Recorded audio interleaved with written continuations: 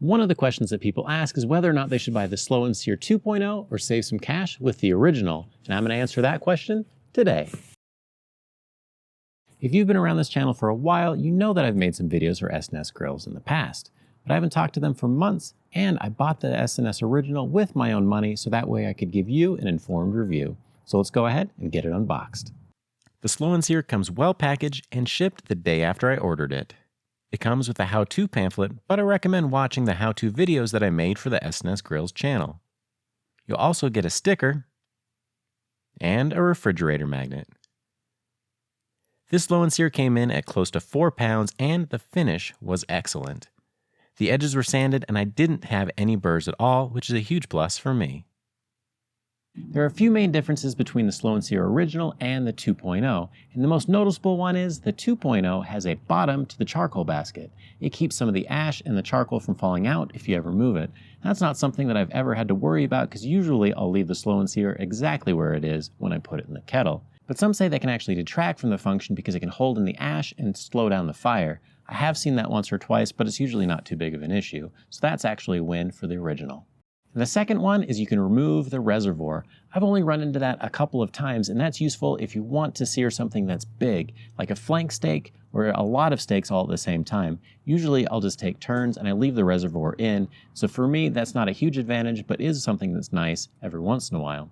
The biggest advantage of that removable reservoir is you can take it out and it makes it really easy to clean inside. You can just run it through in the sink and clean out all the extra ash. So the third difference is in the construction. The Slow and Sear original was welded, whereas the Slow and Sear 2.0 has rivets.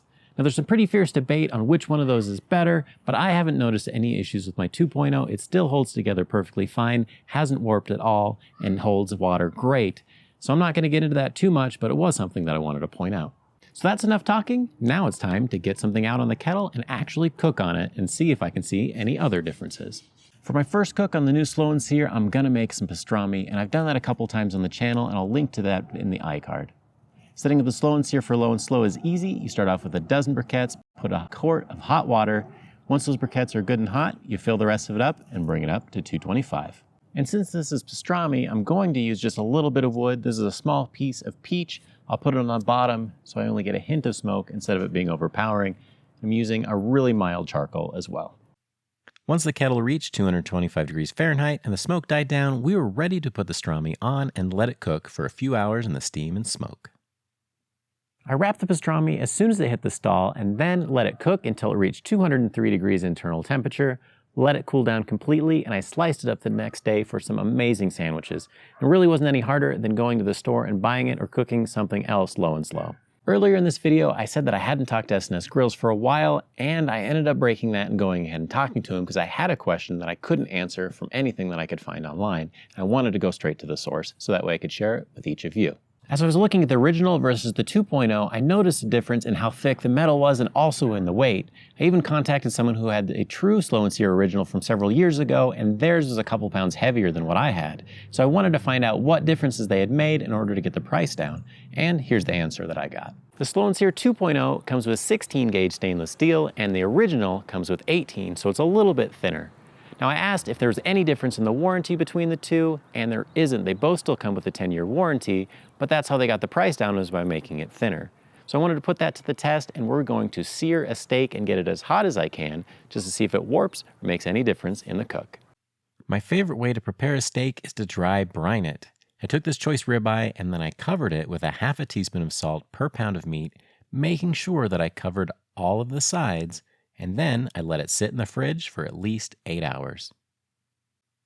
Public service announcement: help flatten the curve and make sure you always wash your hands. Setting up the Slow and Sear for searing is easy. I used 3/4 of a chimney of lit charcoal and I let it sit in the kettle for a couple of minutes to finish lighting. Then I used the cold grate technique that I'll demonstrate in just a second. If you're using the cheap rubber grates, just make sure that the handles are on the outside of the coals or you'll give up some of that searing space. Place your steak on the cold side of the grill and then rotate it 180 degrees so it's directly over the charcoal. Let it sit there for a full minute. I prefer a good crust on my steak, and I found that this method gives me the best crust while using the Slow and Sear. When the minute is up, rotate the grate 180 degrees and flip the steak over and place it directly over the coals, for another minute. You'll repeat this process until both sides have been cooked for 1 minute twice, or 4 minutes total, and you get the crust I crave. At this point, the steak is far from done, so I put it in a cast iron pan with a knob of butter on the cold side of the grill and used a thermometer to monitor the temperature without lifting the lid and letting the heat out. Once it reached 125 degrees Fahrenheit for medium rare, the butter had browned, so I coated both sides for some extra flavor before taking it off the grill. So can the Slow and Sear original sear? Absolutely, and this is one of the best steaks I've made in a long time, and this method is easy to reproduce.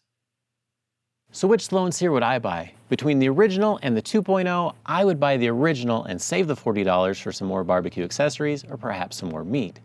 The 2.0 is great, but the biggest reason to buy it is if you want to have that removable reservoir to get a little bit more searing space.